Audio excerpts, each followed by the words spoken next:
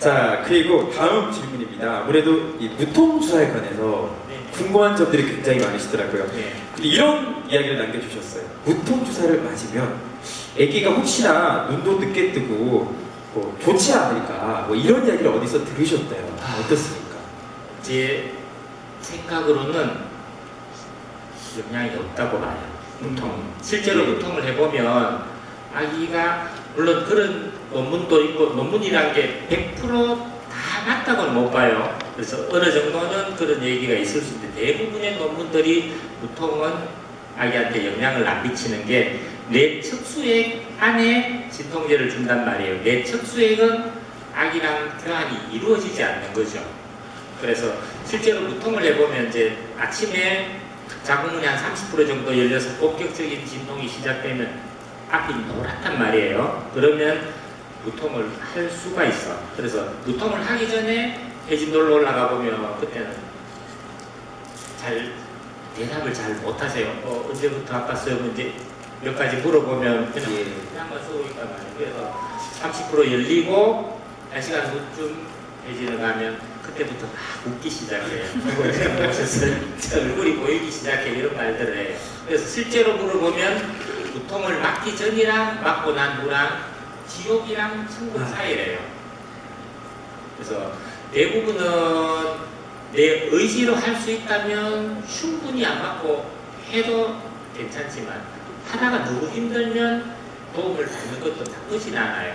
그래서 실제로 무통을 해보면 어떤 경우는 진행 시간이 약간 늦어지는 경우들도 있지만 어떤 경우는 자궁 쪽에 근육이나 근막들이 이완이 잘 돼서 진행이 오히려 더 빨라지는 경우들도 있어요. 그래서 선택을 하시면 좋은데 아기한테 영향을 미치는 것은 없다고 봐요. 그러니까 저희들이 이제 여러 인터넷 정보들도 많고 정보의 호수다 보니까 많은 이야기를 듣다 보니까 오히려 더 그게 엄마들 입장에서 불편해질 수가 있어요. 그래서 우리 원장님처럼 또 전문가에게도 물어보시는 게 그래서 바로 이제 이야기를 들으시는 게 참 좋겠다는 생각이 드네요. 실제로 이제 인터넷에 흘러다니는 정보들은 90% 이상은 내 사견이라고 봐요. 전문 지식이 없는 사람이 자기의 생각을 올린 거잖아요. 네. 그러면 맞을 수도 있지만 틀릴 가능성이 90%예요. 예. 전문인이 올린 글이라면 그것도 신뢰를 하셔도 괜찮아요. 근데 이제 오늘 내 생각을 막 이렇게 올려놓은 것들은 어떻게 보면 정보로 해서 가치는 거의 없다는 거죠. 참고하겠습니다. 감사합니다. 또 오늘 젠틀버스 김만법 이야기 네네. 해주셨는데 제왕 씨의 남편이 이제 같이 참여를 할 수 있는지 여쭤봐주셨어요. 예. 저 수술실에 참여는 할 수 있는데 실제로 참여해보면 수술실이라는 공간이 우선은 약간 피 냄새가 나요. 그 다음에 특유의 소독약 냄새가 이렇게 난단 말이에요. 그러면 남편이 들어와서 있다가 노래져요. 그래서 이렇게 서 있다가 왜 현기증 비슷한 게 나서 주저앉게 되는 경우들이 많고 또 하나는 제왕절개는 양수도 울컥 나오지만 피가 양수랑 같이 나온단 말이에요. 그러면 굉장히 많이 나오는 것처럼 느껴져요. 그러면서 어떻게 보면은 충격을 받는다고 할까? 의료인이 아니라면 사실은 참관해도 다시 나갈 가능성이 많아요. 그래서 수술실 안에서 맞이하는 것보다는 밖에 대기실에서 맞이하고 그 다음 과정이 뭐냐면은 대부분의 엄마들은 마취를 전신 마취를 하지 않아요. 대부분 척추 마취를 하고 그 다음에 아기가 나오면 다 안아봐요. 안아보고 만져도 보고 그 다음에 탯줄은 거기서 컷해서 밖에 보내주면 아빠가 또 나머지 탯줄을 컷하기를 원하면 컷하고 그 다음에 가스를 할 수 있는 거죠. 그 과정부터 하시면 좋을 것 같아요. 그러니까 아이를 낳고 나서 이제 또 모유를 먹이고자 하는 게 또 우리 엄마들의 마음이잖아요. 네네네. 모유가 또 잘 안 나와서 네. 걱정인 분들이 굉장히 많으시더라고요. 그렇죠. 이제 가장 힘든 게 출산도 힘들지만 출산하고 나서의 과정이 모유 수유가 첫 단계예요. 보통 한 4일이나 5일째 되면 젖이 나오기 시작하는데 이 과정 중에 젖이 퉁퉁 불어서 전몸살을 하는 경우들이 굉장히 많아요. 그래서 그런 경우는 어떻게 예방할 수 있냐 하면은 자주 물리는 게 가장 좋아요. 자주 물리든지 또는 유축하는 과정들이 필요한 거죠. 젖이 완전히 돌기 전에 이게 돌처럼 딱딱해져 버리면 사실은 만지기도 힘들어져요. 열도 한 38도에서 39도씩 올라가요. 그래서 온몸에 독감 걸린 것보다 훨씬 더 아프대요, 전몸살이. 그래서 완전히 붓기 전에 유축을 하고 물리고 하는 과정이 훨씬 더 중요하죠.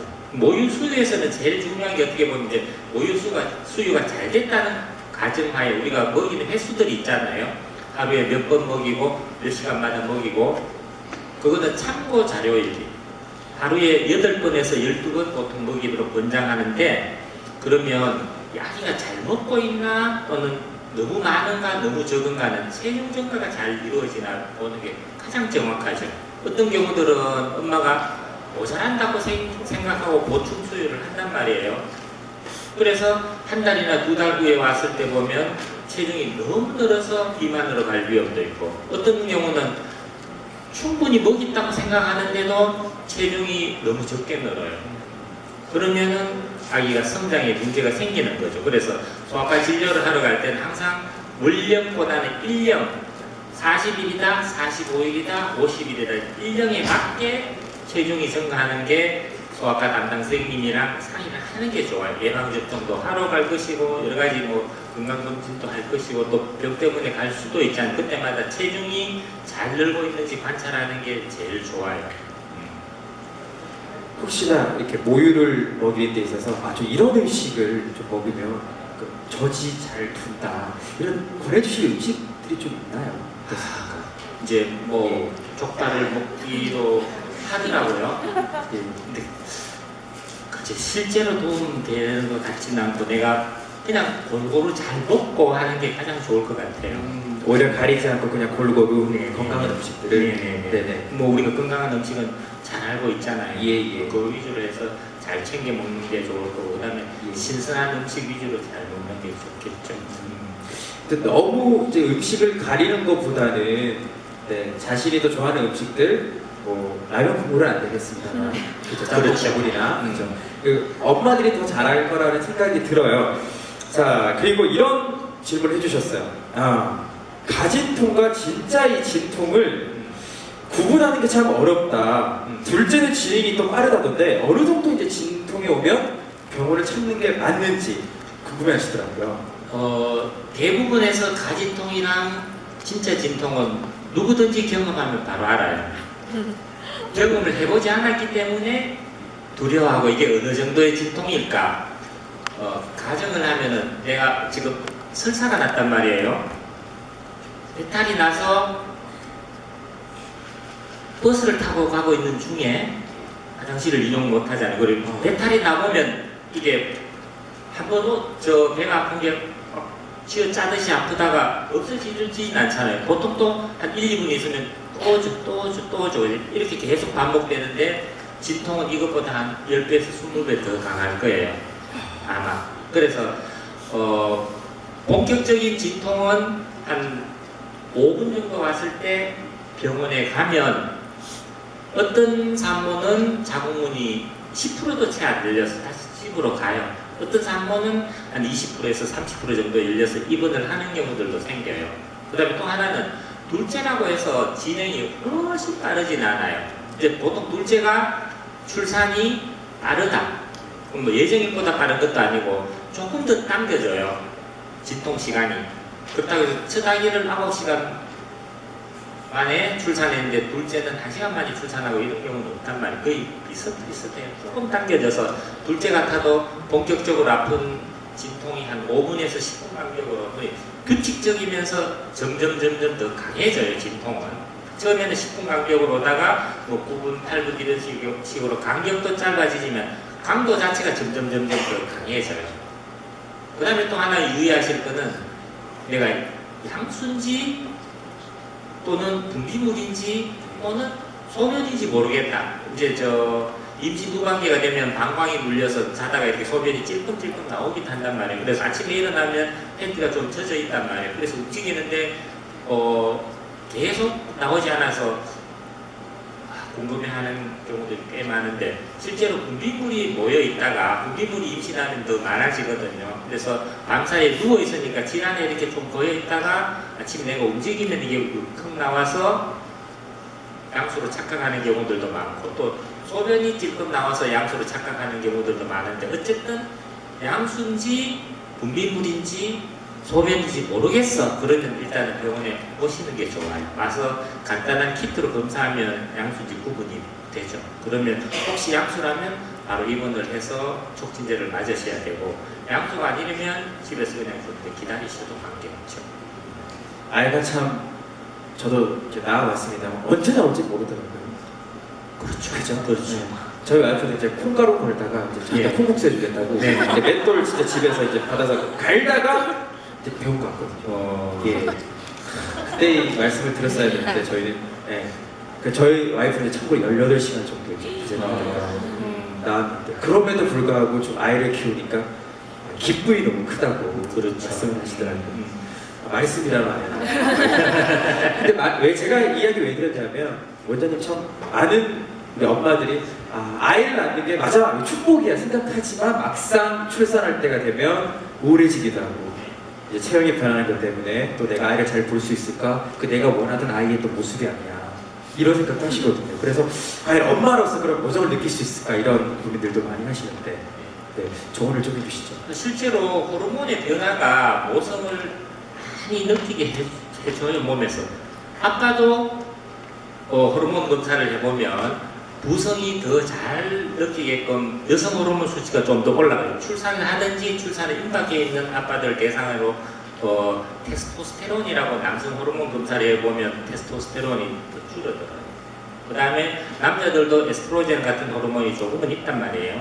이 수치는 올라가요. 이제 여성분들은 여러 가지 옥시토신, 사랑의 호르몬, 그 다음에 뭐 프로락틴 이런 여러 가지 호르몬 수치가 올라가서 아기를 잘 케어할 수 있게 되는 거죠. 자, 아이를 낳았어요. 근데 막상 아이가 잠을 안 자서 계속 언제 깰지 모르니까 엄마들이 이제 통잠을 못 자거든요. 네. 그래서 이 수면을 어떻게 하면 좀 잘 시킬 수 있을지 아마 두 번째 힘든 게 아기 잠자는 걸, 첫 번째 힘든 게 모유수유고 두 번째가 아기가 잠을 안 자면 너무너무 힘들어요. 근데 이제 대부분 엄마들이 첫 4개월까지는 잘 견뎌내요. 첫 4개월은 먹으면 자고 이제 한 3개월쯤 되면 밤에 잠자는 시간들이 조금씩 더 길어져요. 한 3개월 접어들면은 밤에 먹는 시간이 젖 먹고 자는 시간이 조금 더 길단 말이에요. 가장 힘든 게 이제 5개월 접어들었을 때 이제 보통 분리불안이 6개월쯤 되면 생겨나기 시작해요. 그러다가 돌 지나서 18개월쯤 되면 분리불안이 거의 피크에 도달하는 거죠. 그래서 2년이나 3년 지나면 분리불안이 없어지는 건데 이거는 아기의 정서 발달의 정상적인 과정이란 말이에요. 그래서 분리불안이 생겨나기 시작할 때가 보통 4개월 후반 되면은 이제 잠버릇이 나빠지는 애들은 너무너무 나빠져요. 그래서 엄마가 안고 있지 않으면 안 자는 애기들이 생기고 그러면 엄마가 이렇게 안고 있다가 애기를 이렇게 눕힌단 말이에요. 그러면 등을 땅에 대자마자 또 깨요. 보통 어떤 엄마들은 아기 등에 센서가 달렸다고 표현도 해요. 그 정도로 예민해지고 한데 우선은 아기가 잠을 잘 자려면 우선은 교육이 필요해요. 잠자는 습관을 잘 들이는 게 중요하죠. 그래서 수면 습관이라고 들어보셨나요? 수면 습관. 수면 교육. 그렇죠. 수면 습관을 들이는 게 수면 교육인데 수면 습관은 수면 교육은 보통 한 태어나서 6주에서 8주부터 시작하면 돼요. 하지 않아도 수면 교육을 하지 않아도 4개월까지는 잘 자요. 4개월 후부터가 문제니까 6주에서 8주부터 수면 교육을 시작하는 게 좋은데 그때는 어떻게 하느냐 하면은 매일 똑같은 일상을 만들어줘요. 루틴이라 그러죠. 우리가 이거 하고 나면 다음에 뭐 할 것이다 어떤 사람, 이제 사람마다 개인마다 다르겠지만 아침에 일어나서 샤워하고 밥 먹고 양치하고 출근하고 이런 사람도 있고 어떤 사람은 밥 먹고 샤워하고 커피 한잔하고 자기의 루틴이 있잖아요. 아기도 그 루틴을 만들어주는 거죠. 그래서 하나 예를 들면 8시에 샤워를 시키고 8시 20분에 모유를 먹이고 8시 35분에 노래를 불러주고 8시에 50분에 책을 읽어주고 9시에 조명을 끄고 자 이제 자자 이걸 매일 한단 말이에요. 그러면 한 2개월 정도 하면 습관이 드는 거죠. 그래서 이 같은 루틴을 만들어서 매일 똑같은 시간에 똑같은 행동을 하는 게 좋은 거죠. 그래서 우리나라 엄마들이 제일 못하는 게 자는 거랑 먹이는 거랑, 대부분은 자면서 먹여요. 모유를 먹이면서 재워버려요. 그래서 나중에 이게 습관이 되면 아기가 모유를 먹지 않으면, 엄마 젖을 물지 않으면 잠들지 않아요. 그게 버릇이 들면은 너무너무 힘들어요. 그래서 먹는 거랑 자는 거랑 분리를 해라. 그래서 먼저 자기 전에 먼저 먹이고 데리고 놀다가 재우는 게 좋은 거죠. 수면 교육도 중요합니다만 또 하나 궁금해하시는 부분들이 훈육적인 부분이 아닐까. 아이를 다그칠 수도 없고 마냥 또 사랑으로 다 품어주려니 엄마는 또 답답하기도 하거든요. 어떻게 하면 좋을까요?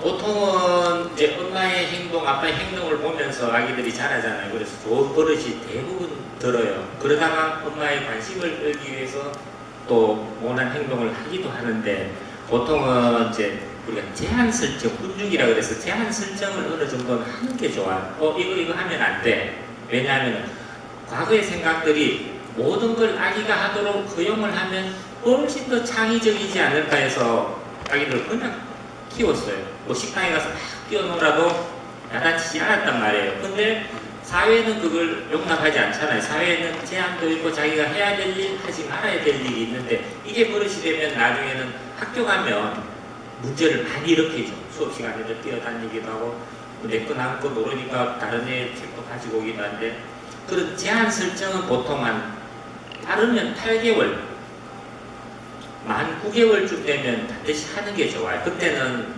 아기가 말은 잘 못해도 엄마 아빠가 하는 말을 다 알아듣는다는 거죠. 그래서 처음에는 한 가지 정도만, 뭐 이런 거는 하면 안 돼. 그때는 말할 때는 약간 더 단호하게 말하는 게 좋아요. 처음 내가 일상적으로 대화보다는 조금 더 단호하게, 안 돼, 이거 만지면 안 돼, 이렇게 하면은 아기 생각에는 내가 이걸 하지 않으면 그럼 뭘 하지? 그러면서 창의성이 훨씬 더 길러진다는 거죠.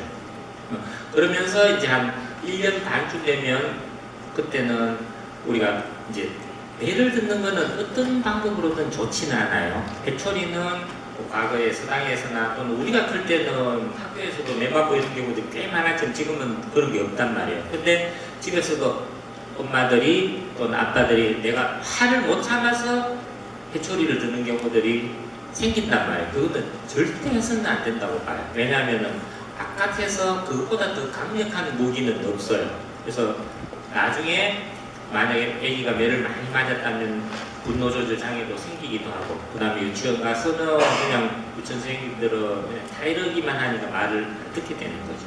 그래서 가장 좋은 방법은 생각하는 의자.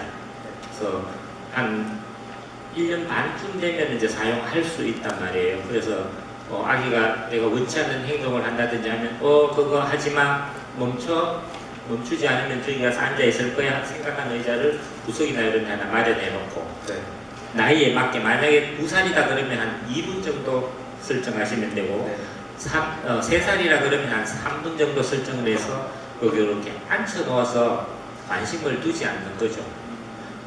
구석자리에 앉혀놓고 계속 그쪽으로 관심을 두면 아기가 즐길 수도 있어요.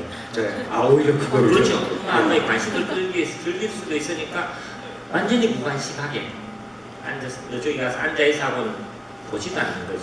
그렇게 함으로써 훈육을 잘 할 수 있는, 가장 좋은 건 어쨌든 제한 설정은 반드시 하시라는 거. 제한 설정은 말을 알아듣기 시작할 무렵 8개월에서 9개월. 그러면 제한 설정에서 하다 보면 이제 특히 자기 전에 이제 엄마를 시험을 해요. 자자 그러면 이제 화장실 가고 싶어. 또 자자 그러면 엄마 물 좀 줘. 가장 좋은 방법은 아기가 원하는 걸 미리 다 해주는 거죠. 물도 먹고 화장실도 먹고 책도 읽고 좀 뭐도 자 그럼 이제 자. 그러면 할 게 없이. 그 다음에 또 하나는 아기가 커가면서 2가지나 3가지 중에 선택을 하도록 하는 게 가장 좋아요. 그냥 이제 키우다 보면 한겨울에도 여름 옷 입고 막 나가려 그래요. 그런 경우들은 그냥 이거 입어 하면은 못 데리고 나가요. 떼쓰고 하면. 그래서 요거 할래, 요거 할래, 요거 할래. 그래서 3가지 정도를 했고 자기가 선택을 하도록 하는 게 좋아요. 선택권을 주고 나서. 그렇죠. 예. 그렇게 하면 이거 원하는 대로 좋은 버릇이 아마 들지 않을까 생각합니다. 오늘 좋은 말씀 많이 해주셨습니다. 끝으로 하시고자 하는 말씀 많으시겠습니다만 짧게 우리 마음들에게 당부의 말씀 한번 전해주시죠. 우선은 아마 가장 고민 걱정거리가 내가 출산을 잘 할 수 있을까 걱정거리예요. 과거에는 아기가 태어나면 제일 먼저 물어보는 말이 손가락, 발가락 괜찮나요?